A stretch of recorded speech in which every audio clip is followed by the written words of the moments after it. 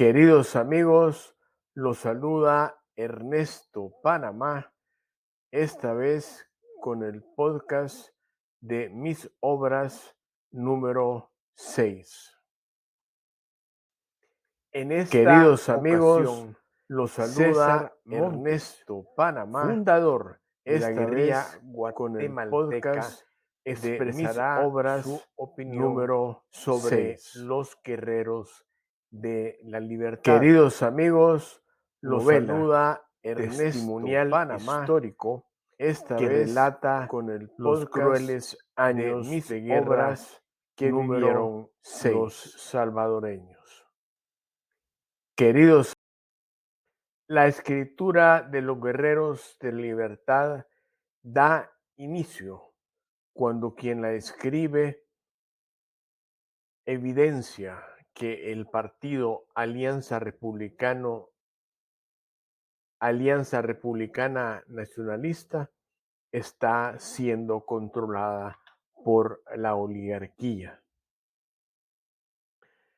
La segunda edición se escribe cuando el presidente Antonio Saca desoye a las bases de su partido y decide elegir a su candidato.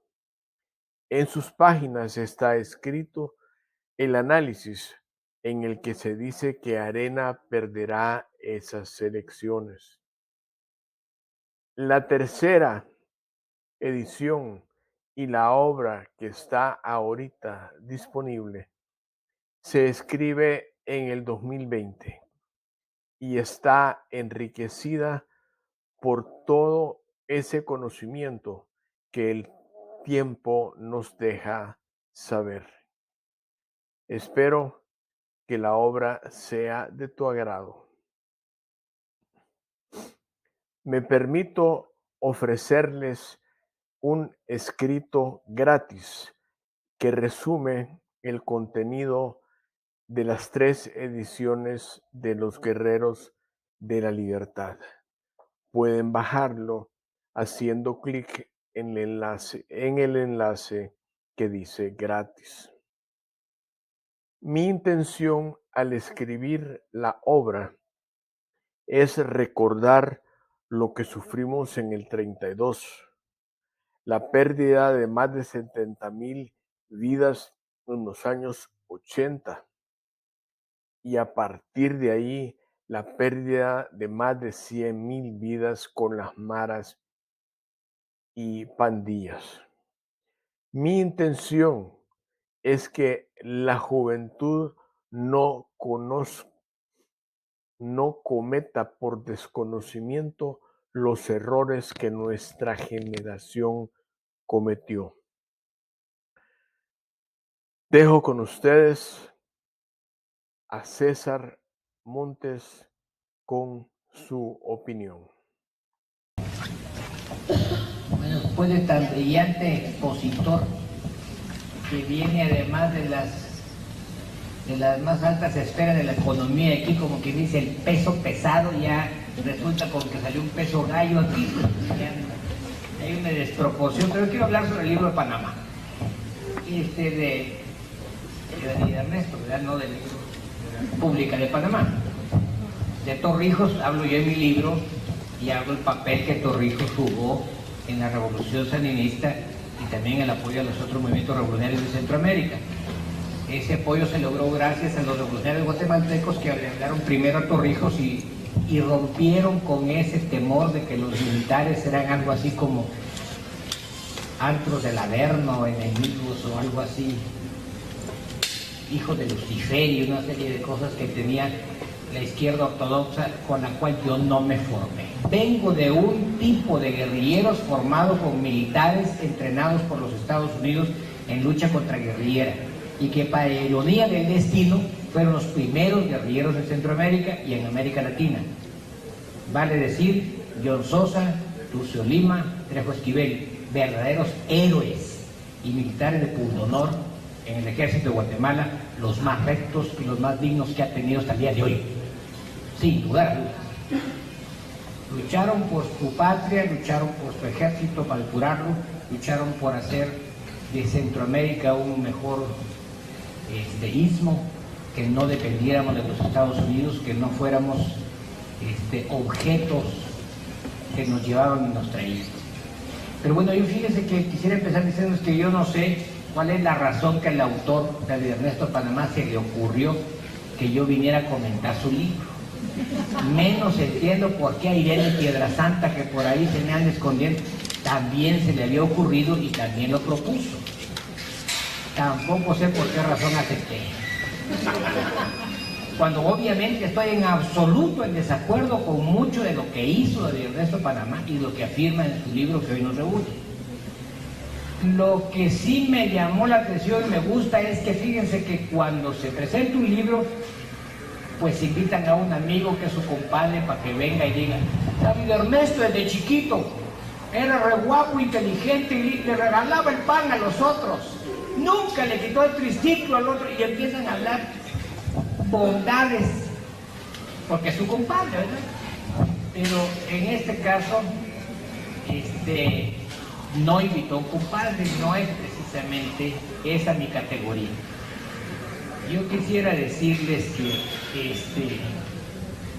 que si en los años 1982 y los subsiguientes, cuando yo estaba en el FMLN, en el Frente Guerrillero de Guazapa, hubiera encontrado a Ernesto Panamá, no hubiera dudado un segundo, ni hubiera arrugado un músculo de la cara, ni me hubiera temblado la mano para decir que lo ejecutara, o yo lo hubiera ejecutado, sin necesidad de mostrar a nadie. No se escandalicen, David Ernesto hubiera hecho lo mismo conmigo. Yo quiero decirles nada más que ahora todo es diferente, hasta el tono en el que hablamos. Todo cambia, nada es permanente excepto el cambio, pero lo que no cambia es el amor que tenemos por nuestro pueblo, por nuestro país, por nuestra gente. Unos lo tienen de un modo, otros lo tienen de otro. Ahora que reposamos a la sombra de nuestras armas, porque aquí no aparecen las armas de Ernesto Panamá, pero sí las sabe usar, y sí las tenía, nos podemos tratar con respeto y podemos decir en qué no estamos de acuerdo y en qué sí. Vamos a empezar por lo primero y luego por lo segundo. Pero quisiera decir que otra de las razones por las que vine es porque soy salvadoreño, me lo gané a punta de balazos allí en El Salvador, en una guerra que fue yuca, porque esta gente de arena fue yuca. No eran enemigos fáciles, no era nada más así que ahí vienen los caidiles y que salen corriendo los otros y retirar estrategia, nada, es a parar el petén, organizar monos, no, eso no se vio en El Salvador. A mí no me sacaron los caidiles entrenados en Guatemala, enviados por el ejército salvadoreño del Cerro de Guazapa, y eso lo sabe mi amigo ahora, David Ernesto Panamá, y él sabe que no teníamos para dónde hacerlo. No es que fuéramos muy valientes, sino que al lado norte teníamos un lago, nos ahogábamos. Para el otro lado teníamos ahí nada más la carretera, ahí la calle nueva para Xochitoto, y entonces no podíamos pasar por ahí porque ahí estaba el ejército. Para el otro lado la que iba para Chalatenango, y para el lado de enfrente nosotros pedimos para ir a tomar San Salvador, y por eso para allá agarramos pues, y tomamos varias veces San Salvador. Él lo sabe, tomamos Ilopango, y luego en la ofensiva llegamos hasta tomar el Hotel Sheraton, y nosotros estábamos abajo y los gringos estaban arriba. Y los gringos estaban, de verdad, con una peste horrible arriba, y nos pidieron, y en eso tuve que ver, nos pidieron por teléfono, no declaren que son rehenes, no los declaren prisioneros, porque si no se arma una invasión, ya están listas todas las tropas aquí. Y nosotros hablamos con la comandancia salvadoreña y dijeron, no, si eso va a que se vayan. Aquí nosotros, los salvadoreños, pues, nosotros los salvadoreños vamos a arreglar esto, pues. Y afuera estaban los soldados salvadoreños combatiendo contra nosotros fieramente. Y que se nos diga, si no combatíamos nosotros también fieramente contra un ejército mejor entrenado, mejor armado, mejor equipado, mejor financiado. Pero ese pueblo que anualmente ahora en 1994 está enviando 2.543 millones de dólares a su país. Ese pueblo cuyas remesas representan el 79% del valor de las exportaciones del país. por favor tengan en cuenta que en todo el país, los millones de habitantes del país, con todo el gobierno y oposición y todo eso, no generan tanto como los migrantes salvadoreños que trabajan en condiciones desventajosísimas. Dele usted al pueblo salvadoreño los salarios que ganan en Estados Unidos y las mismas condiciones que un empleado norteamericano y va a ver si ese paisito no es el país más rico y declara el departamento de Guatemala parte de Santa Ana. Vamos a ver si no. Son increíbles los salvadoreños. Por eso los chapines dicen constantemente, guanacos repisados, que al huevo le llaman cachería, llevan una cebadera y se van con las grandes valejotas usted. Y eso porque es trágico que llega recién un salvadoreño y al rato regresa ya habiendo hecho una vida, como la hizo Ernesto Panamá en Guatemala. Pero yo quería decirles que 1.200.000 o 1.200.000 salvadoreños son los que generan esta cantidad de remesas. Los salvadoreños son 9.5 millones, 2 viven en Estados Unidos y Europa, y esos son los que generan estas cantidades. Fíjense que lo más trágico es que el 0.03 se invierte, casi nada se invierte. El 85% se destina a consumo. ¿Y saben qué consumen los salvadoreños? Todos los productos gringos, o sea que regresa otra vez allá el dinero.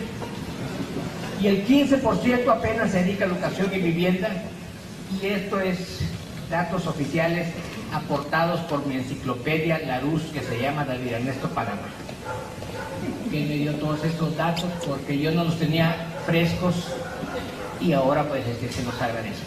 Con ese pueblito, ¿cómo no iba yo a aceptar una invitación de venir a acompañar a una gente que estuvo enfrentado con nosotros con las armas en la mano y a muerte? ¿Qué relación tiene uno con otro? Hay relaciones del país, de nuestro país, con nuestro vecino El Salvador, históricos desde la colonia, y se trascienden hasta los movimientos revolucionarios también. Aquí nos pasó dando parejo hasta bajo la lengua Pedro de Alvarado. Cuando llegó a El Salvador lo ensartaron con una flecha en la silla y de allá se tuvo que regresar y dijo, no, con esos guanacos no me meto. Y entonces, después de eso, en la revolución del 32, cuando salieron huyendo de allá los salvadoreños, después de sofocar la rebelión de Farabuno Martí, esos revolucionarios vinieron aquí a fundar los primeros gérmenes del movimiento de izquierda socialista en este país. Y luego, cuando el 13 de noviembre los militares con los que yo me formé fueron derrotados por los norteamericanos y los cubanoamericanos, los gusanos, pues, se tuvieron que ir a El Salvador y allá recibieron apoyo de militares salvadoreños y gracias a ellos regresaron al país y así empezó la lucha armada. Las opiniones de él en su libro y en su versión sobre los hechos, la respeto como respeto cualquier opinión ajena, porque nada más lejos de nosotros de la intolerancia que condujo a unos centroamericanos a enfrentar a otros a muerte, porque la intolerancia era pan nuestro de cada día. Había una intolerancia de los anticomunistas, que se le opuso la tolerancia de los revolucionarios y comunistas, y así nos vimos enfrentados en una guerra entre centroamericanos en casi todos los países de la región. Y yo dije en una declaración, y lo escribí hace tiempo, lo que ahora veo que escribe Ernesto Panamá: los norteamericanos pusieron el dinero y las armas, nosotros pusimos los muertos. Para lo que agradecen los gringos, que no tienen amigos, sino que son los socios, y son los negocios, y son los sucios, sus socios. Pero esto que acabamos de decir, esto que escribió Ernesto Panamá, que yo había escrito y que había dicho, eso puede ser el primer punto de acuerdo con los areneros, que yo jamás pensé que iba a encontrar un punto de acuerdo con ellos, que ahora hacen política, y algunos, como David Ernesto Panamá, además de hacer política, hacen literatura. Y yo creo que Ernesto Panamá puede entenderse con algunos guerrilleros, con los que tenemos la mística, con los que tenemos los mismos ideales y con los que no nos estamos como transvestis políticos vendiéndonos al enemigo, puede encontrar que lo entendamos. yo también puedo encontrar en él gente como él y gente en el ejército que nos entendemos. Los otros, los que no tienen ética ni vergüenza, ni él ni yo los podremos entender, a los de la derecha y a los de la izquierda, pseudo derecha y pseudo izquierda. Pero pueden y deben encontrarse otros puntos de acuerdo para seguir avanzando en las construcciones de relación y de diálogo, pacíficamente, para resolver nuestras contradicciones, porque yo, a la diferencia del señor del CACIF que aquí habló, no creo que sea ajeno a nosotros los principios socialistas y de vida comunitaria. Yo creo que es ajeno que sueñen los empresarios de aquí con Disneylandia, con las cosas gringas, y no piensen en nuestro país, que es el que los ha hecho millonarios. Y no me refiero a él lo dijo ahorita, desde un punto de vista, él es empresario, los empresarios son otros. Esos que quieren más a su chequera que a Guatemala, esos que le sacan el jugo a este país e invierten en Miami, los mismos que en El Salvador hicieron y produjeron la guerra de gente que, como David Ernesto Panamá, estuvieron dando la vida por ideales, y mientras ellos estaban en Miami engordando sus chequeras y traficando con la lucha y la sangre de los que estábamos adentro, dándonos en la torre. Iba a decir en la madre, pero por respeto a los presentes no lo digo. Y David Ernesto Panamá fue uno de los que estuvo combatiendo ahí. Y lo dice con valentía en su libro.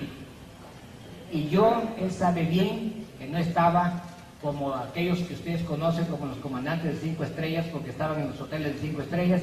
Yo tengo una estrella en la frente y me la gané en El Salvador, en el frente de Guasapa.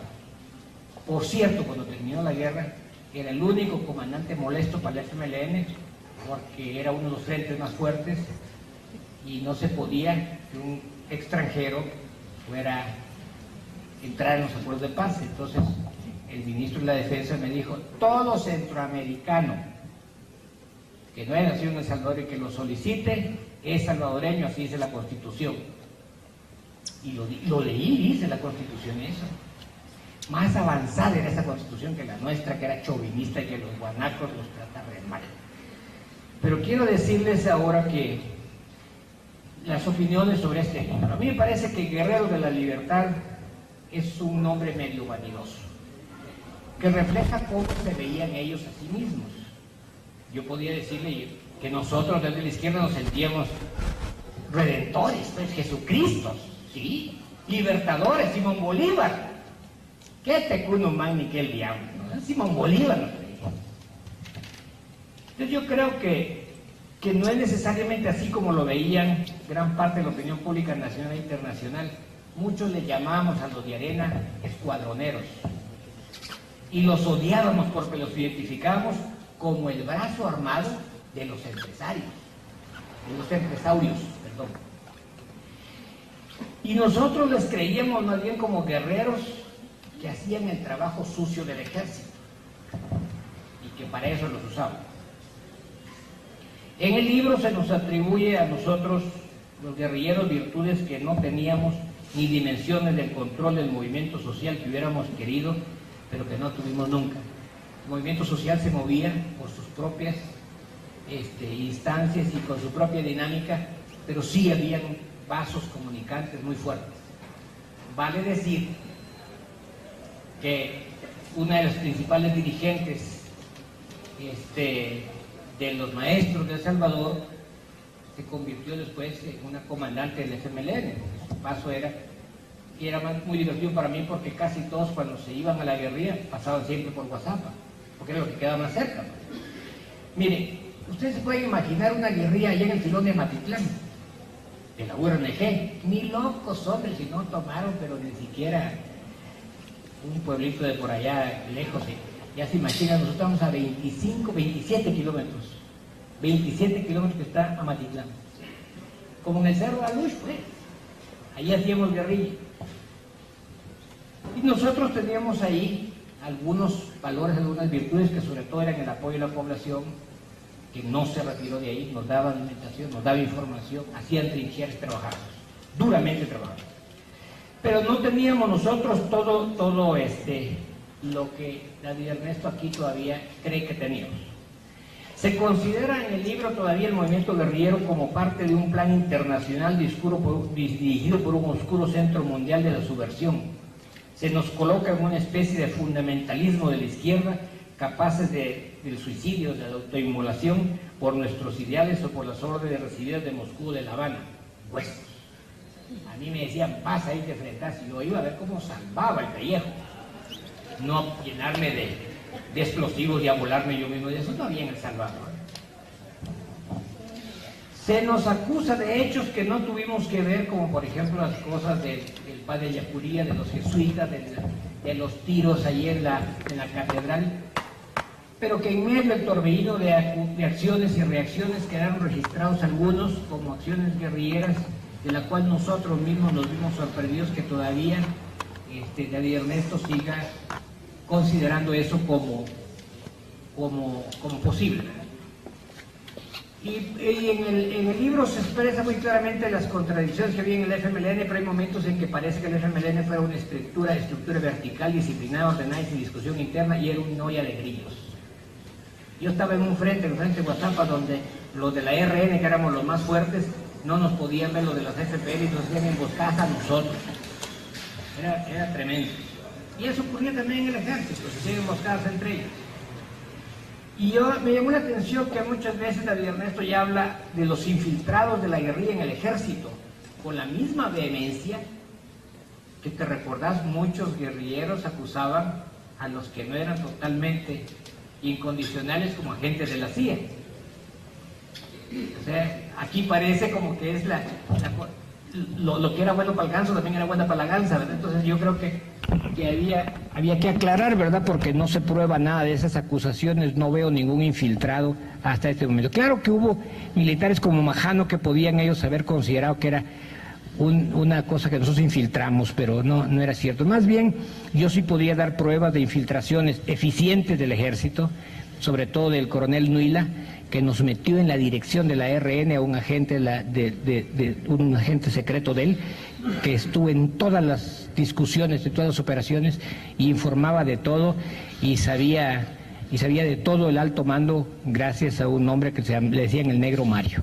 Finalmente ellos lo mataron porque se dedicó a secuestrar militares, esposas de militares y otras cosas. Se les fue de la mano.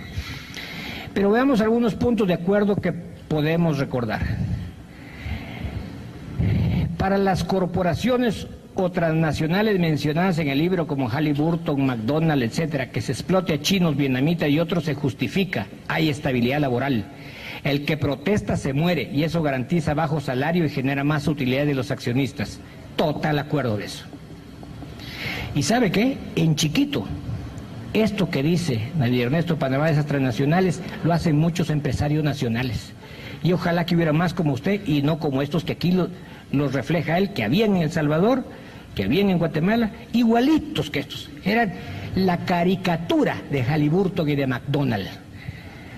Unos desenfrenados explotadores de la gente. Habían empresarios que nunca tocamos en el FMLN, que le consta a David Ernesto como Diana. Meterse con Diana era meterse contra todos los obreros. Los obreros defendían. Porque tenían seguro de vida, porque tenían cooperativa, porque les daban para el entierro, uno no se podía meter ahí.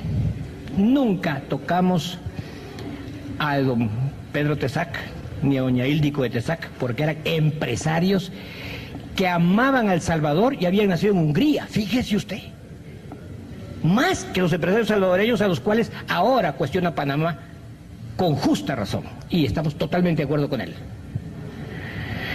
Así hay muchos puntos de acuerdo, pero quisiera decir que una intelectual y periodista norteamericana, Jennifer Schirmer, afirmó que encontró que la extrema derecha, como dice ella, y la extrema izquierda, ambos son tremendamente nacionalistas en Centroamérica. Y dice que lo comprobó con el ejército de Guatemala y con la guerrilla de Guatemala. Ella, muy amiga personal de nosotros y mía. Viajó a El Salvador, se entrevistó con el FMLN, se entrevistó con los militares y llegó a la conclusión de que muchas de las causas que hubo aquí de las luchas internas fueron derivadas por la injerencia norteamericana para garantizar una posición geopolítica en el país, a costillas de que muchos de nuestros hijos no pudieran criarse junto a sus padres porque andábamos dándonos en la torre unos con otros. Ellos, los de Arena y los del sector de Arena que representaba Panamá, fueron perseguidos por el ejército, por la embajada norteamericana, no solo por la guerrilla. ¡Qué irónico! Y así, según se ve por su actividad paramilitar que ellos tenían, habían sido muy impugnados hasta por el gobierno norteamericano y el embajador norteamericano. Pero yo les puedo decir una cosa, el ejército salvadoreño tenía unidades de élite muy buenas, el Atlacate era muy bueno, y luego nos crearon uno, ¿cómo se llamaba aquel gringo que hicieron allá que regresaron todos armados de Estados Unidos? Bueno, otro batallón especial, el Ramón Belloso, lo diezmamos. 70% de ellos, de los que se entrenaron allá, se murieron, los mantenían entrando nuevos. Pero miren, meterse con orden, la gente de ellos, eran yucas, no se rendían. Les echamos balas, les poníamos explosivos para que le cayeran a la casa y combatía la gente de orden. No tomamos Suchitoto totalmente gracias a la defensa civil y a los de orden. El ejército se me rindió a mí 2 veces. La policía de Hacienda salió huyendo, la policía nacional no se rindió, pero echó bala, pero se retiró en combate. Pero no pudimos tomar Suchitoto las 3 veces que yo lo tomé por la gente de Arena, de orden. O sea, eso no andaban con cuentos. Y yo podría decir que estoy de acuerdo también en hablar francamente y develar todos los secretos posibles, porque tanto la derecha como la izquierda cometieron errores que debemos conocer para no repetirlos. Sobre todo los que estuvimos enfrentados a muerte con armas en la mano podemos llegar a entendernos mejor que aquellos que solo le hicieron a la simulación y al cuento, o que solo financiaban y que ahora llaman a la guerra y al enfrentamiento, y que a la hora de que hubiera otro enfrentamiento no tomarían las armas de nuevo, se irían a Miami inmediatamente. Yo creo que hay mucha gente que le hicieron al cuento en esto y se mantenían solo en casas de seguridad o en hoteles. En la última, no sé si te diste cuenta de lo de la elección de Shafik. El suicidio fue haber puesto a Shafik y a... Bueno, mire, se los dice un comandante. Ningún comandante guerrillero concita votos, punto. Digan lo que se lo dije yo. Ni Pablo Monsanto está en el Congreso por los votos que él ganó, por los que ganó una mujercita valiente, que tiene muchos ovarios, que fue la que estuvo en el GAM, Ninén Montenegro. Por eso está el diputado. Porque en los 4 departamentos que él tenía, el Petén, 8º lugar, en Alta Verapaz, 11 lugar, en San Marcos, 7º lugar. Derrota total. Gasparinón, 0.2%, desastre total. Si hubiera sido candidato, renuncio. Me corto las venas, hombre. Y Shafik, ciertamente, si ustedes ven los números globales de los votos, y lo dice acertado, porque hay cierto espíritu y cierto esfuerzo de parte de Panamá de no ser parcial, sino ser objetivo, lo cual se respeta, por eso respeto su libro. No estoy de acuerdo con mucho de él, pero sí lo respeto mucho. El FMLN había sacado una cantidad de votos, ahora en esta sacó más cantidad de votos que la elección pasada. Pero Arena sacó mucho más que la vez pasada, que ganó en la primera vuelta, en donde Panamá creía que iban a ganar en la segunda, ganaron la primera. Sí, realmente es un proyecto político que se convirtió, se transformó de un grupo de activistas que tenía mucha actividad paramilitar y mucha actividad de defensa de los pueblos, se convirtió en un partido político que ahora es uno de los partidos políticos que tiene garantizado. Bueno, si no hubieran ganado estas elecciones, seguro que las próximas no repito el FMLN, sino que gana. Pero ahí hay una estabilidad política, porque si gana Arena, de nuevo, ya sabemos por dónde va. Si gana el FMLN, tampoco se va a caer la catedral, no es cierto. No, va a tener que hacer un gobierno estilo Lula. Eso es lo que va a tener que hacer López Obrador. Que no hay que ponerse, ahí viene la ola roja, nada. Las condiciones económico-sociales de América no están para andar inventando socialismos que lo que distribuyen son colas, libretas de, ¿cómo se llamaba ella? Libreta de racionamiento y otras cosas como es. Que solo hemos podido dar solución a salud, atención, de deportes, a recreación y a otras cosas, y a educación. Pero en las otras hemos fallado y sobre todo creo que usar esta arma de la que está usando ahora Panamá, David Ernesto Panamá, es muy importante. Y le agradezco su invitación, porque yo creo que él sabía que yo no tengo pelos en la lengua, ¿verdad? Entonces, yo creo que sobre todo es necesario este diálogo y estos acuerdos y estos ejercicios como el de hoy, porque vivimos en condiciones de exclusión social y económica y muchos de nosotros, los centroamericanos, tenemos que emigrar a los Estados Unidos para buscar poder sobrevivir en esas condiciones. Solo tengo 2 o 3 observaciones que se las quiero hacer a través de este micrófono al autor, porque hay cosas que son un poco... Yo tengo un acuerdo muy grande cuando dice que el resultado es la explotación del hombre por el hombre, que se ha perfeccionado y que no se ha terminado. Absolutamente de acuerdo con él. Yo hubiera escrito esto. Dice también que esta lección de la historia, lo de la guerra del 32 y sus causas internas se han ocultado. Los que ostentan el poder económico en la época del 32 fueron los más beneficiados. Y al final del conflicto culparon de lo ocurrido solo a la causa externa, el comunismo, lo cual no es cierto. Pues tal como dice él, no es cierto que esa fuera la causa. La causa fundamental fue la que aquí dice David Ernesto Panamá. Absolutamente de acuerdo, lo firmo con él. Firmo con él cuando dice que las tropas de las grandes potencias se arriesgaron poco o nada, mientras los locales éramos incitados a matarnos unos a otros. Lo firmo con él. Firmo con él cuando dice que algunos miembros dentro de los grupos de izquierda y de derecha tenían ideales sanos. Absolutamente lo firmo. Parece que yo lo hubiera escrito. Y estaban decididos a trabajar y morir por ellos. Miren, yo leí un libro de un tal Taber que decía: no van a destruir ustedes a las guerrillas mientras no tengan otro grupo de gente enfrentado que tenga la misma disposición al esfuerzo, al sacrificio y a la muerte que la que tienen las guerrillas. Y eso tenían estos desgraciados. Había que matarlos porque se daban parejo con nosotros. Entonces yo creo que ahora que nos conocemos, sabemos que hay gente que luchó por... Mire, si él se hubiera hecho rico no estaría aquí presentando libros, pues. Por idealista y baboso está aquí igual que yo. Sí, solo vos estamos aquí, los otros, ¿dónde están?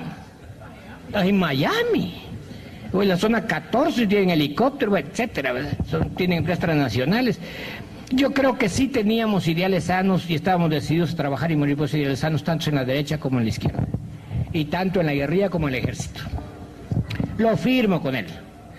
Estoy de acuerdo que en los años 70 el poder económico siguió con sus prerrogativas, con las mismas familias que en 1932, y esa fue la causa del origen del conflicto con El Salvador, que son causas internas más que las externas. Estoy de acuerdo cuando dice que la evidencia histórica salvadoreña demuestra que muchos de los grandes capitales, ojo, que el CACIF, que por favor lo pase eso para que lo lean todos los empresarios, muchos de los grandes capitales surgieron de ostentar la presidencia de la República. ¿Estoy hablando de El Salvador o de aquí? Y otros capitales se consideraron sirviendo a esos intereses. Desde esa época, el gran capital se servía de la Fuerza Armada. ¿Hay algún militar aquí para que vea cómo lo que hemos discutido allá en la Comunidad de la Defensa es cierto? Los usaron, los llevaron a la muerte, les dijeron que era por defensa de la patria, y una vez que triunfaron, los grandes capitales siguen y a ustedes les cortan el presupuesto y los mandan al carajo, los mandan a ser policía contra el narcotráfico, policía contra los tráfico de personas, y los relegan a, ojalá que a segunda, tercer o cuarto orden a los pobres chafas. Y tengo muchos chafitas, parientes míos, y los aprecio mucho. Pero luego dice aquí, mire lo que, parece que lo estoy escribiendo un comunista, pues es que no quieren a Panamá porque parece que está escribiendo un comunista, oigan esto. Desde esta época, ellos, el gran capital, se servía de la Fuerza Armada para asegurarse el disfrute de sus privilegios, monopolios y oligopolios. Mire qué lenguaje usa el desgraciado. Y esa miopía o propósito llevaría a los salvadoreños 38 años después a una nueva, cruel e inútil confrontación entre hermanos. Mire, sáquele fotocopia y regálele a todos los del CACIF para que aprendan. Es que mire, algo que coincidimos, David, Panamá y yo, es que puede haber otra guerra aquí. Seguro. Ya lo hablamos. Y una guerra en la que van a matar a todos los empresarios, a todos los comandantes guerrilleros que andan por ahí con el hotel de 5 estrellas y a todos los generales. Va a acabar con todos nosotros. O nos unimos con un pensamiento de nación o nos acaban a todos. O buscamos qué empresarios quieren más a Guatemala que a su chequera o nos acaban a todos. Lo firmo. Dígame, Panamá, ¿dónde firmo? Mire, hay otras cositas aquí nada más que quisiera, hay muchas cosas de acuerdo. Aquí hay una cosa que es falso, inexacto, porque Panamá no tiene, David de Ernesto Panamá no tiene por qué estar enterado que la conferencia de la OLAS no fue en el 1962, sino en 1967. Hay que corregirlo en la página 25, porque yo estuve en la OLAS y fue en el 67, y no fue en el 68. En el 68 yo estaba subiendo a las guerrillas aquí en Guatemala, formando las guerrillas, cuando algunos de ustedes todavía no nacían, o cuando tú estabas naciendo. Entonces, hay otros errorcitos aquí, por ejemplo, dice el 9 de julio de 1979, no, es el 19 de julio cuando votamos a Somoza, porque entre lo que leyó hubo un espaciecito que quedó, yo me fui de Guatemala ya a Nicaragua a votar a Somoza, antes de irme a El Salvador. Pero bueno, aquí el 19 de julio, habría que corregir eso en la página 29. Y luego aquí dice, que algunas preguntas que hace en la página 28, dice, o pesaba la amenaza de Fidel Castro sobre el PRI de no detener malas acciones de la guerra de guerrillas en Chiapas. No es cierto, porque no había guerrillas en Chiapas cuando el PRI estaba apoyando de cierta manera la lucha. Pero son cositas que no le quitan la esencia, nada más. Pues observaciones de un escritor que es acucioso y que ya saben ustedes, si escribí un libro me costó un huevo también. Pues le voy a decir a Panamá cómo tiene que... Para ayudarlo, pues, si quiere, bueno, y si no, porque lo tire a la basura. Hay otras cosas en las que estoy absolutamente de acuerdo. Y dice, y lo leo para todos los acá presentes, solo sí, y solo sí, procuramos las suficientes oportunidades, evitaremos que la historia continúe registrando la pérdida sin sentido de vidas inocentes.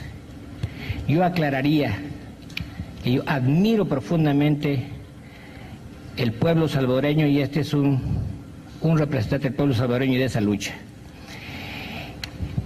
Solo lamento que ellos hayan sido un producto de Mario Sandoval Alarcón, el más tenebroso personaje de la política aquí, que cuando hablaba parecía que estaba hablando desde la tumba, desde adentro de la caja mortuoria, y que lo que hizo fue andar sembrando de odio en todo el país por arena.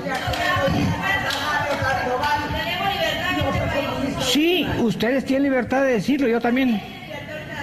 Yo tengo libertad de hablar y decir. Por eso digo yo que eso es lo único. Sí. Patriota, honesto, honrado. Sí. Y yo creo que tiene usted... Yo no dije ladrón. No. Ah, sí, yo le puedo decir mucho.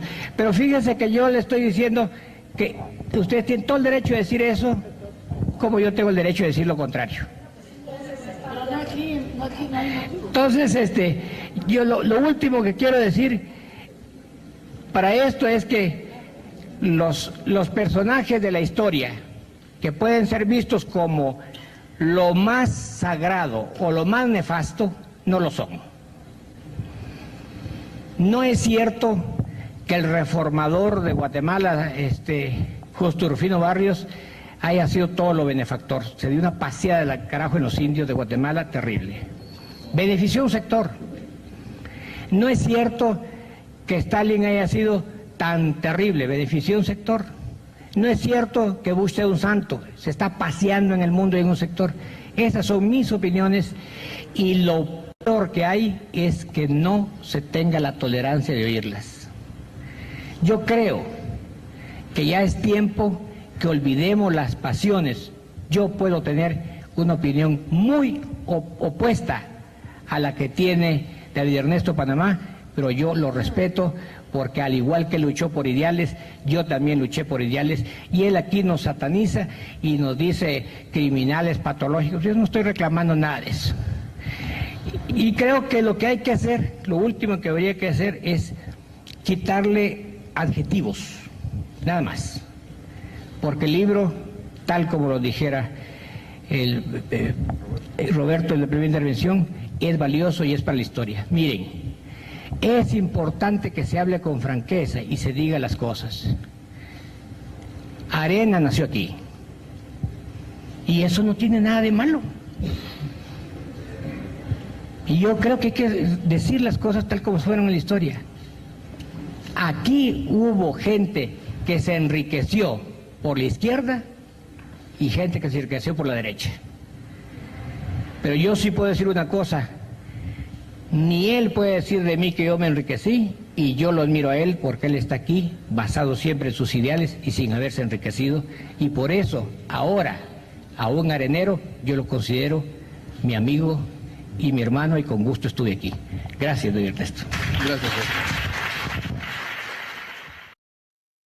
Los Guerreros de la Libertad está disponible para aquellos que tienen limitaciones económicas en versión digital y en versión que se conoce como pasta blanca para los que prefieran el texto impreso. Espero que disfruten la lectura de este trabajo. Ernesto Panamá les agradece su atención al podcast Mis Obras número 6. Me despido de ustedes solicitándole likes, compartir, y espero contar con ustedes en el podcast siguiente. Gracias, hasta pronto.